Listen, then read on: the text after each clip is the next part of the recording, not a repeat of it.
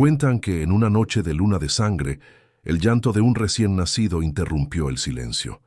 Aquel llanto fue seguido por los gritos desesperados de sus padres. El niño había nacido con la columna torcida y los ojos negros como la noche. Horrorizados, los padres aseguraron que se trataba de un maleficio, una maldición que arrastraban desde hacía 5 generaciones. 2 días después, eso que ni siquiera llamaban bebé y mucho menos primogénito, lloraba de hambre pues su madre se negó a amamantarlo. La tercera noche, el niño débil y casi sin signos de vida iba dentro de una bolsa de cuero que colgaba sobre el lomo de un caballo. Su padre lo llevaba como jinete hasta la lejanía de los cerros, donde lo arrojó a un barranco lleno de matorrales espinosos, conocido como la Barranca del Diablo. Era, según él, el lugar perfecto para deshacerse de eso. Nadie se atrevía a acercarse, pues la gente era supersticiosa y creía que el mismísimo diablo rondaba por el sitio. Decían que por eso ni los coyotes se atrevían a aullar allí. Desde entonces nadie se acerca a la Barranca del Diablo. Muchos atrevidos e incrédulos jamás regresaron. Los lugareños que se han aproximado cuentan haber escuchado el chillido de un animal desconocido, un sonido que, dicen, es la maldición del niño abandonado. Un eco de dolor que al escucharlo significa que ya te olfateó y viene tras de ti. Quienes afirman haberlo visto aseguran que se confunde entre las piedras cubiertas de musgo, acechando a los desprevenidos.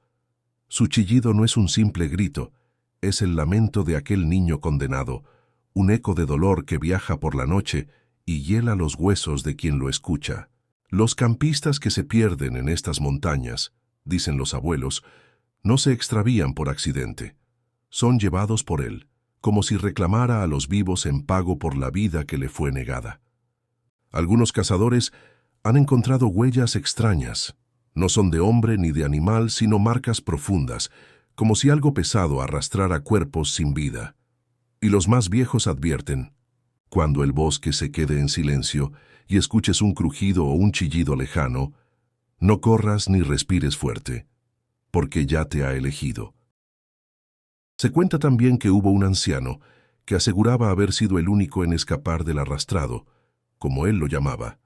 Decía que aquella cosa se movía con una velocidad inhumana, arrastrándose tan rápido que apenas pudo huir montado en su caballo. Pero alcanzó a mirarlo a los ojos, y en esa mirada, según sus palabras, no había odio, solo dolor, un dolor tan profundo que nunca encontraría consuelo.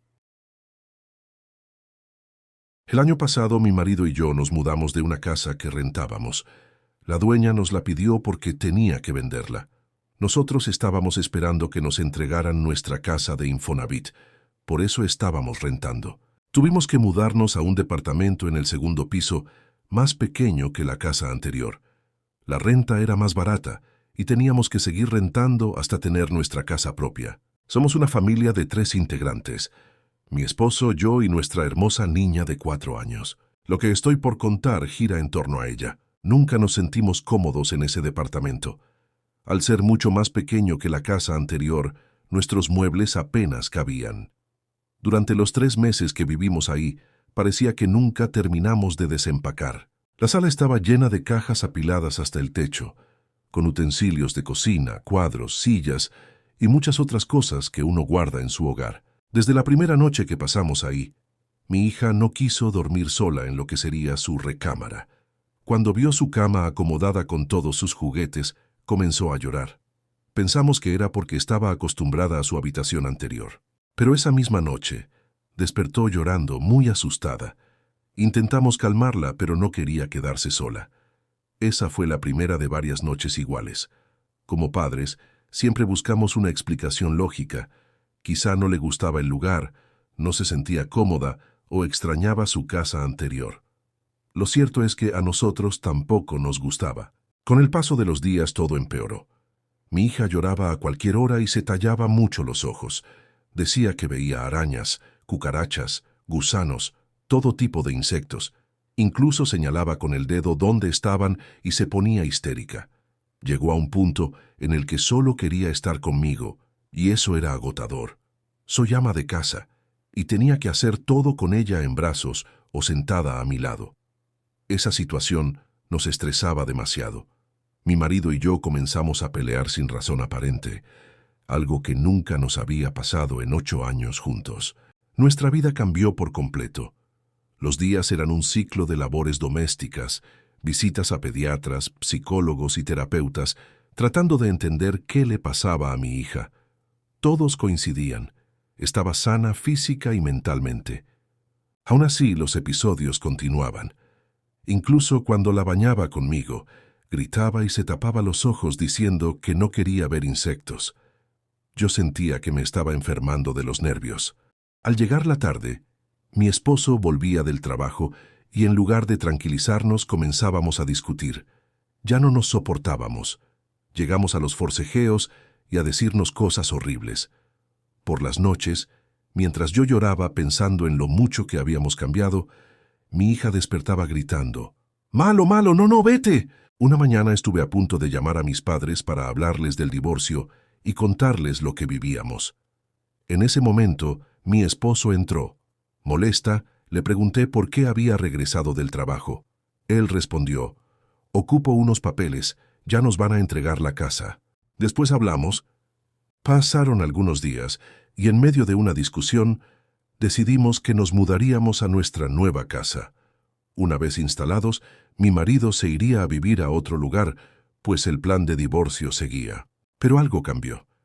Desde que salimos de ese departamento, dejamos de pelear. En la nueva casa todo volvió a la normalidad. Mi hija se adaptó de inmediato, dormía tranquila y ya no despertaba por las noches. Volvió a ser la niña feliz de siempre. Mi esposo y yo recuperamos nuestra relación como si todo aquello nunca hubiera pasado. Meses después, pasamos en coche por la calle del departamento. Otra vez tenía el anuncio de «En renta». Nos quedamos mirando cuando una señora que pasaba nos dijo, «¿Buscan casa? Ese departamento está solo, pero los inquilinos nunca duran mucho. Siempre se van». No sé por qué, pero a nadie le gusta vivir. Esto lo he contado pocas veces. Algunos me dicen que ahí había algo malo, malas energías, un espíritu. No sé qué pensar. Cuando me dicen eso, prefiero interrumpirlos. No quiero saber más. Siempre guardo viva la historia que me contaba mi abuelo de cuando era niño. Tenían una parcela muy apartada del rancho familiar. Aquella tierra, siempre descuidada, era famosa por no producir nada, aunque él invirtiera todo cada temporada. Daba igual lo que sembrara, nunca brotaba. Perdió la fe en ella. Decía que no servía. Solo la visitaba de vez en cuando, para limpiarla y vigilar que no se la invadieran. Era temporada de lluvias. Una noche un aguacero brutal, lo llamaban agua norte, desbordó todo. A la mañana siguiente mi abuelo decidió ir a inspeccionar. Caminata larga, casi 2 horas, con su mochila, su machete, tortillitas, queso y una garrafa de agua. Le fascinaba caminar solo entre cerros y nubes. Decía que era hermoso. Cuando estuvo cerca, sintió el aire cambiar. Ya no reconocía el lugar. En vez de su parcela baldía, había un maizal espeso y alto como edificios. El campo vibraba con 1000 hojas meciéndose. Se quedó desorientado. ¿Cómo pudo crecer mi tierra tanto? Miró el cielo, oscuro, plomizo, y se escuchó un retumbar grave en la lejanía. Una llovizna fría comenzó, pero él se sentó bajo un árbol, sacó sus tacos de queso y el agua y comenzó a comer, sintiendo algo extraño revolverse en el pecho al mirar aquel sembradío imposible. Se recostó, se cubrió con el sombrero y cayó en un sueño que no debía. El frío le cortó el sueño. Ya no era tarde, pero había caído la oscuridad grisosa del crepúsculo. Guardó sus cosas. Al mirar de reojo, vio algo moverse entre las hojas. Una sombra fugaz. Gritó, «¿Quién anda ahí?», pero el silencio lo abrazó. Pensó en alguien sembrando, pero sabía que era imposible por el tiempo. Entonces lo vio de nuevo. Algo corría, zigzagueaba entre las mazorcas. Mi abuelo se levantó, machete en mano, e irrumpió en el maizal gritando, «Esta es mi tierra. Nadie te dio permiso». Avanzó hasta ver una figura diminuta, un niño sentado con las piernas cruzadas, quieto. «Esta tierra es mía», y lanzó otra vez. Váyanse de aquí. El niño levantó la cabeza y con la misma voz exacta de mi abuelo, idéntica en tono y cadencia, repitió la frase. En ese instante, mi abuelo comprendió que no era un niño. Metió mano al rosario de madera que colgaba de su cuello y lo sacó afuera de la camisa, rezando un silencio tenso. Apretó el machete y se retiró paso a paso, sin quitarle la mirada al niño, que lo observaba con una sonrisa diminuta y tendida, como si le desafiara. Cuanto más retrocedía, más el maizal parecía envolverse. Finalmente logró dar la espalda, encendió la carrera y bajó del cerro sin jamás voltearse. El rosario rebotaba contra su pecho como un tambor de alerta en su carrera. No le contó a mi abuela, lo narró a sus hermanos. Al día siguiente regresaron armados, con linternas y valor de sobra, pero al llegar solo vieron un campo totalmente calcinado, cenizas grises entre cenizas. El maizal había desaparecido. Ninguno dijo palabra. Solo Felipe, el hermano mayor, murmuró: «Eso no es obra humana, es el diablo. Quería darte cosechas a cambio de algo». Desde entonces, mi abuelo jamás volvió a pisar su tierrita.